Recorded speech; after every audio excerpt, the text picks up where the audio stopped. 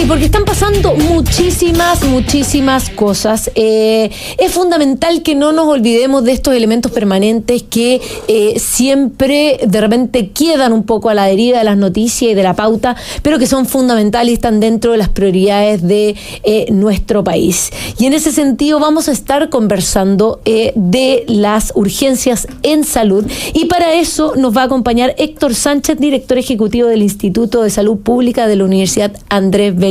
Héctor, bienvenido, llegó la hora. Buenas tardes, Mara, muy buenas tardes, José Francisco. Héctor, vamos un poco a poner en contexto la situación, porque hemos estado conociendo información bastante importante en base a la comisión investigadora y también al Consejo de la Transparencia, pero pongamos en contexto la situación actual de las listas de espera, porque pese que pareciera algo que todos debiéramos reconocer, no está bien entendido muchas veces la crisis que estamos viviendo en cuanto a los aumentos de la lista de espera a nivel nacional. Mira, si queremos poner en contexto este problema, tendríamos que señalar a lo menos lo siguiente. Primero, que nunca habíamos tenido listas de espera tan grandes como las que actualmente tenemos. Estamos hablando de más de 2,5 millones de personas que están esperando por una atención médica o por un procedimiento. Y estamos hablando más de 300,000 personas que están esperando por una cirugía. Estas son las patologías no GES, ya que son las normales, las habituales que recurre la gente a los servicios de salud. Y en segundo lugar, aquellas que tienen garantías explícitas de oportunidad en la atención, que son las que se denominan GES, garantías explícitas en salud, ya tenemos 82,486 garantías no cumplidas. Esto, en estricto rigor, son violaciones a lo que establece la ley propiamente tal. La ley establece que determinadas patologías, que son las denominadas GES, tienen que atenderse dentro de determinados plazos. Y si en caso que no hay la infraestructura, el Estado tiene la obligación de derivar ese paciente a algún establecimiento público o privado para poder resolver el problema de ese paciente. Y eso no ha sucedido en más de 80,000 personas. Qué tremendo. Precisamente este es un tema que afecta de manera transversal a la población, pero lo que estamos viendo es que además las regiones que tienen impactos diversos que llevan a altos niveles de pobreza, y aquí me quiero enfocar en lo que estamos conociendo respecto a la Araucanía, que sabemos que, si no me equivoco, es la segunda región más pobre, que además sufre los peores niveles de terrorismo. Hoy está bajo la lupa precisamente porque es una de las regiones con la lista de espera más grande, y tengo entendido que la comisión investigadora de la lista de espera va a sesionar precisamente en Temuco. ¿Cuál es la realidad que está viendo esta región y cuáles son las razones que impactan tan fuertemente que precisamente ahí las listas de espera sean tan numerosas? Mira, las listas de espera en general, y en el caso de Temuco también se da un poco lo mismo, ya se producen básicamente por lo siguiente. Primero, hay un problema de gestión de las listas de espera. Es decir, el paciente se traspasa una lista de espera desde la atención primaria. Y si la atención primaria no está cumpliendo su rol adecuadamente, es decir, no está resolviendo todo lo que tiene que resolver, por cualquier razón, ya sea porque no existe el profesional, ya sea porque no tienen el equipamiento en el momento que se requiere, ya sea porque no hicieron el diagnóstico correcto, por cualquier razón, este paciente es derivado al nivel superior, ¿ya? Y ahí entra a la lista de espera porque espera una atención de un especialista. ¿Ya? Ahí está la primera falla que en definitiva se produce, porque hay más de un 20% de personas que son derivadas de la atención primaria y que no debieron nunca haber sido derivadas, sino que haber sido resueltas en la atención primaria. Pero una vez que llegan allí, ya los pacientes se les pierde la pista. Y se les pierde la pista de tal manera de que no se sabe qué sucede con ellos en el corto, mediano y largo plazo. Y los pacientes siguen en la lista de espera, ya por una razón muy simple, porque no hay un sistema de información ya interconectado entre los distintos niveles de complejidad que permitan hacerle un seguimiento al paciente, de tal manera de saber qué va pasando con él. primero, si va corriendo la lista de espera para él, ¿cuántos lugares le quedan por esperar? Ya, segundo, si es que en definitiva ese paciente tenía que hacerse algunos exámenes y se lo hizo, por ejemplo, si está esperando una cirugía. Ya, tercero, si se hizo esos exámenes, ¿no es cierto?, ¿cuándo le corresponde que se haga esa cirugía? Toda esa información no existe. Y si se la hizo, la información que se registra es una información que es poco articulada con respecto a la información que llevan los servicios de salud y la información que lleva el FONASA y el Ministerio. Por lo tanto, no hay un verdadero seguimiento de los pacientes y tampoco hay un verdadero acompañamiento de los pacientes. Esto significa de que tampoco se acompaña a un paciente que está en la lista de espera para que en definitiva siga el camino correcto. Por ejemplo, hay pacientes que en la lista de espera se les piden ciertos exámenes, esos exámenes se los hacen por la modalidad de libre elección de FONASA con pacientes registrados y muchas veces, la mayoría de las veces, esos exámenes no son considerados y tienen que seguir en la espera hasta hacerse esos mismos exámenes. Por lo tanto, en estricto rigor, estamos frente a un problema que es bastante serio, digamos, en términos de gestión. Hay una segunda razón, y la segunda razón es que existe también falta de especialistas, de algunas especialidades. Hay algunas especialidades que son falentes. Por ejemplo, oftalmología es una especialidad con dificultades. Segundo, anestesistas también hay déficit.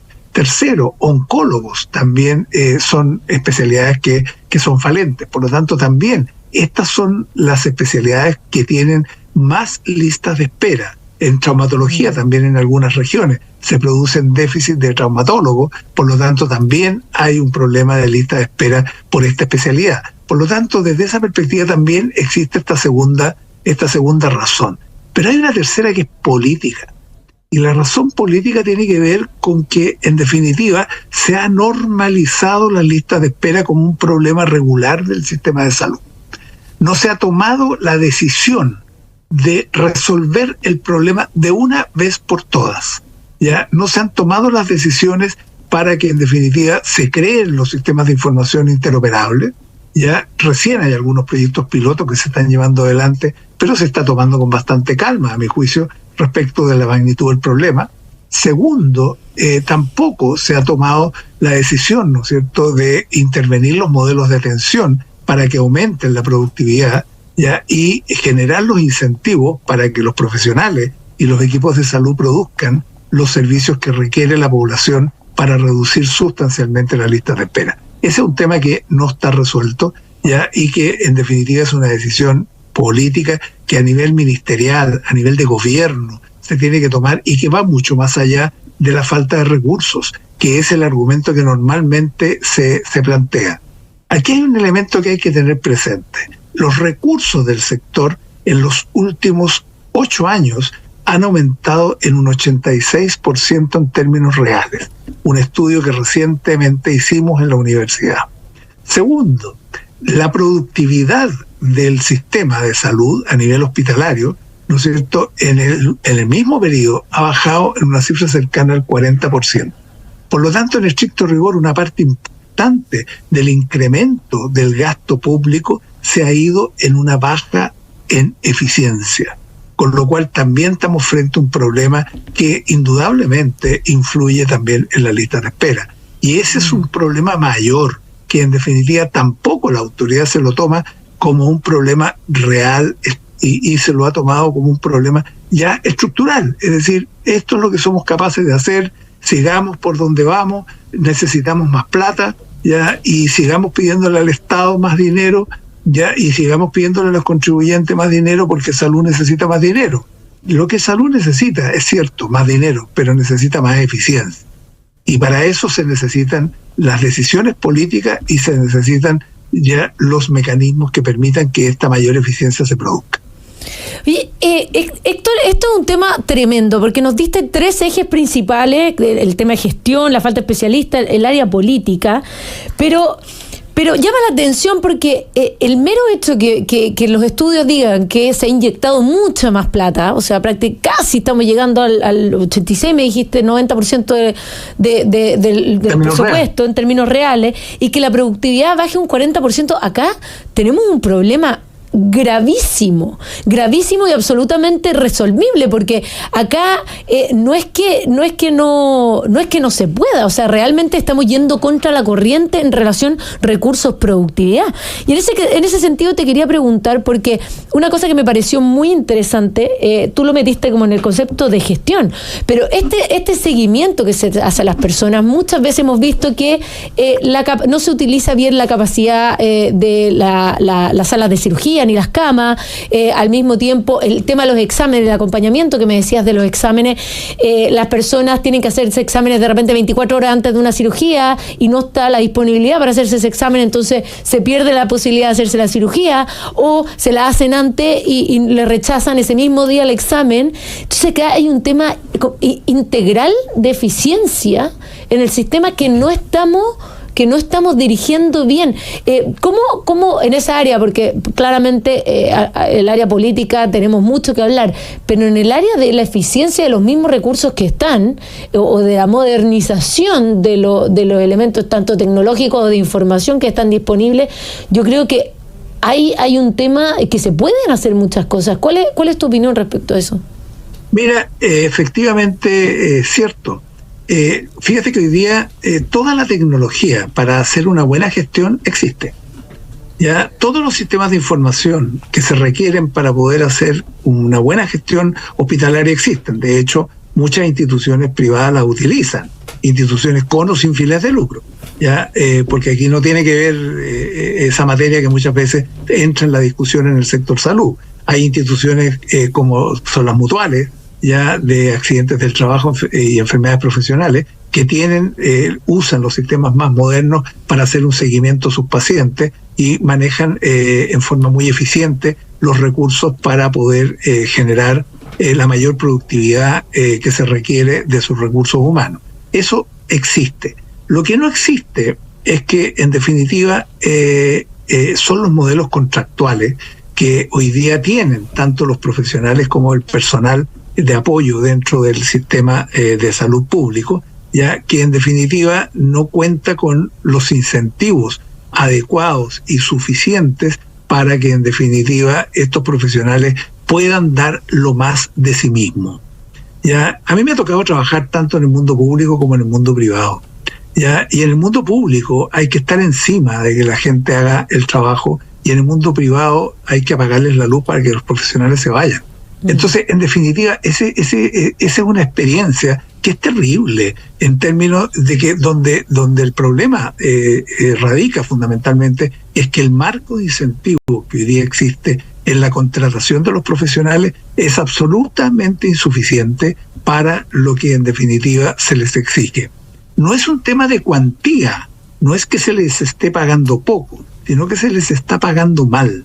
No se les está pagando en función de lo que producen y de la calidad de lo que producen y de la oportunidad en que producen, sino que fundamentalmente se les paga ya en base a otros criterios que tienen que ver con lo que define la escala única de remuneraciones, tiene que ver con la antigüedad de los profesionales, tiene que ver con otros criterios. Y los incentivos que hay a la productividad son muy pequeños, son marginales en relación a lo que realmente significa.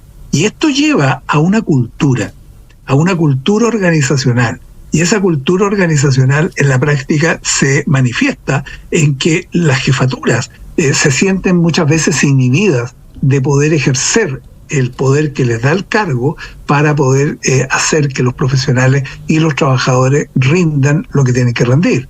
¿Ya? Y muchas veces están incapacitados, porque muchas veces estos profesionales que dirigen establecimientos hospitalarios, por ejemplo, ya cuando empiezan a exigir, ¿no es cierto?, son resistidos fuertemente por el personal, y muchas veces las autoridades superiores, ya sea de los servicios de salud o incluso el Ministerio de Salud, ya les quitan el piso. Entonces al final los directivos también dicen, ¿sabes qué? ¿Para qué me la juego? Si en definitiva a la hora de los que hubo, lo que va a suceder es que me voy a quedar solo. Y me voy a quedar solo y voy a terminar perdiendo el cargo, voy a terminar peleando con todos mis colegas y a continuación voy a quedar en la peor de los mundos. Esa situación es compleja y ese tema no se ha querido abordar a lo largo de los años. Y aquí también hay que poner sobre la mesa otro elemento, que son básicamente los gremios. Los gremios en el sector salud son muy poderosos. Por lo tanto, cualquier cambio que se quiera introducir en el sector salud ya es una cuestión que hay que negociar muy bien con los gremios. Y si los gremios no están de acuerdo, los cambios que se quieren hacer para aumentar la productividad sencillamente no se pueden hacer o no se pueden implementar. Ya básicamente por una oposición de los gremios, y si no te hacen una huelga, ya, y si no te generan una situación de difícil manejo para un establecimiento en particular o con un servicio en particular o para el Sistema Nacional de Servicios de Salud en general. Por lo tanto, esa es una situación compleja que no se le ha puesto el cascabel al gato, entre otras cosas por el costo político que esto tiene. Claro.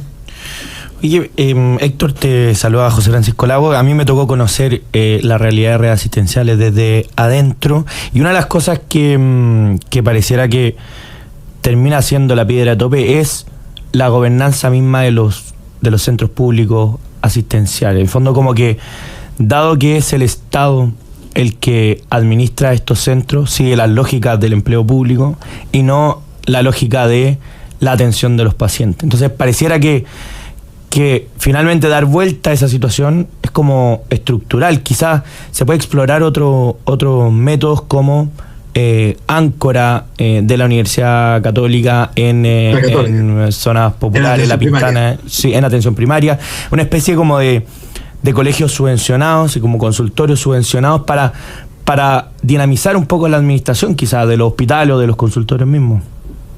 Mira, fíjate que tú tienes mucha razón, tú estás describiendo la situación que realmente se produce y tiene que ver con lo siguiente: no se ha querido tomar conciencia de que los establecimientos de salud son empresas productoras de servicios. Eso es lo que son. Y se les trata desde el punto de vista de la gestión del recurso humano como si fueran servicios públicos. Claro. Un servicio público es el servicio de impuestos internos. Ese es un servicio público. Pero un hospital, un establecimiento de atención primaria, no es equivalente al registro civil o al servicio de impuestos internos, ¿ya? O a un ministerio, que es otro servicio público, que tiene un modelo de contratación de los empleados públicos y que fundamentalmente tiene todos los resguardos que permiten de que no se abuse con ellos cuando cambian los gobiernos, qué sé yo. Acá no, acá estamos frente a empresas. Son empresas estatales, empresas públicas, que en definitiva están produciendo servicios para las personas. Y aquí se requieren modelos de gestión diferentes, tú lo has dicho, modelos de gestión que en definitiva tenga el que está gestionando la autoridad, tenga el poder y tenga las herramientas para que todos los recursos que dispone ya produzcan lo más posible. Y ojo, en salud, el principal factor de producción, ¿ya? Y esto muchas veces no se repite mucho porque no le gusta al grupo aludido, son los médicos. El 60% del factor de producción representan los médicos y el recurso humano. Ya el recurso humano con los médicos son más del 70% de todo el gasto sectorial. Por lo tanto, si ese componente del factor de producción no está bien estructurado, y a continuación no existe la gobernanza, no existe el modelo de gestión y el modelo de elección de autoridades que en definitiva puedan ejercer la autoridad para hacer producir ya todos estos factores, es muy complejo. Fíjate que hay que tomar en cuenta varias cosas. Una situación que uno muchas veces no la termina de calibrar es que en definitiva en los establecimientos de salud ya los profesionales, los trabajadores ya en definitiva son la máquina que mueve, ¿no es cierto?, el establecimiento. Y si esta máquina no está bien incentivada, no está bien estimulada para que dé lo más de sí mismo, es muy difícil que lo haga. No se logra con autoritarismo, no se logra con mecanismos que en definitiva ya los seres humanos no respondemos. Los seres humanos respondemos más a incentivos, ya e incentivos que en definitiva sean muy concretos. Es decir, si yo lo hago mejor, me tienen que premiar. ¿Y qué es lo que pasa en el sector público? Como tú dices que estuviste, lo tenés que haber visto. En el sector público, el que lo hace mejor, al final termina perjudicado. Sí. Porque la gente identifica que lo hace mejor. Y como esa persona lo hace mejor, esa persona tiene más pega. Y el que lo hace peor, la gente también lo identifica. Y dice, no, con ese tipo mejor no me atiendo. Y le hace el quite y ese trabaja menos. Y ganan lo mismo. Entonces, a la larga, los mejores trabajadores terminan cansándose y terminan muchos de ellos yéndose. Los mejores se terminan yendo en muchos casos. Por lo tanto, desde esa perspectiva, yo creo que es un cambio que hay que hacer. Y el segundo cambio que hay que hacer es que hay que terminar de una vez por todas de que los profesionales vayan al sistema público, ¿no es cierto?, fundamentalmente hacer la mano, ¿ya? Y ganar el dinero en el sector privado. Esa cuestión hay que terminarla. Y eso implica que el sector público se tiene que transformar en la principal fuente de ingreso de los profesionales.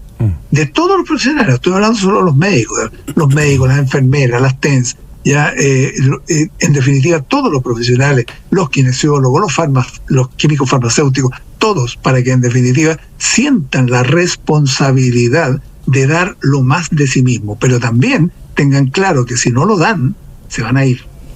Así es. Bueno, y esa es una situación que es compleja. Así es, un tema muy interesante y que realmente tiene que estar dentro de las prioridades del mundo administrativo y político para los desafíos que tenemos, sobre todo con los niveles de lista de espera. Agradecer a Héctor Sánchez, director ejecutivo del Instituto de Salud Pública de la Universidad Andrés Bello. Héctor, muchas gracias por haber estado con nosotros en Llegó la Hora. Saludarlo. Gusto de saludarlo y a sus auditores. Buenas tardes. Muchas gracias. Nosotros nos vamos a una breve